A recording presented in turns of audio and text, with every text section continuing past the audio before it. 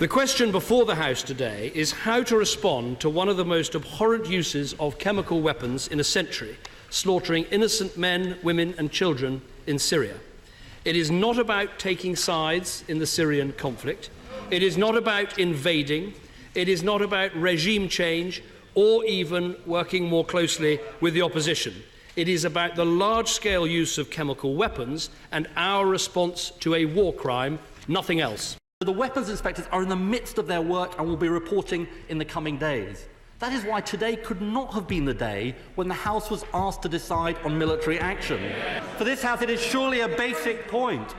Evidence should precede decision, not decision precede evidence. Listening to this speech, any reasonable human being would assume that the gentleman is looking to divide the House for political advantage. What has happened to the... What has happened? What has happened to the national interest? I have to say that intervention is not worthy of the honourable gentleman. The fact the Syrian government has and has used chemical weapons is beyond doubt. The fact that the most recent attack took place is not seriously doubted.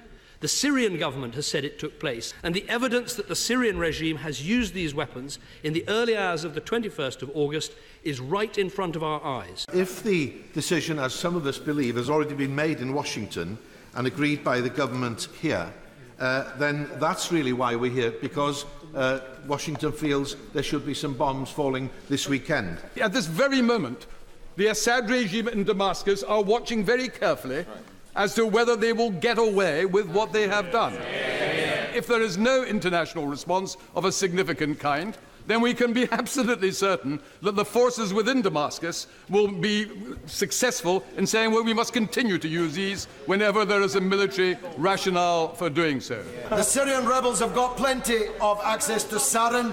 It's not rocket science, Mr. Speaker. You don't have to be Einstein to have your hands on sarin gas or the means to distribute it.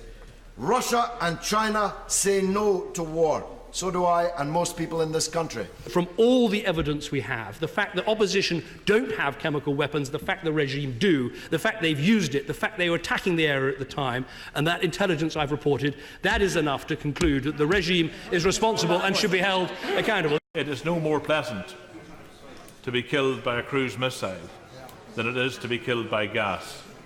You're still dead.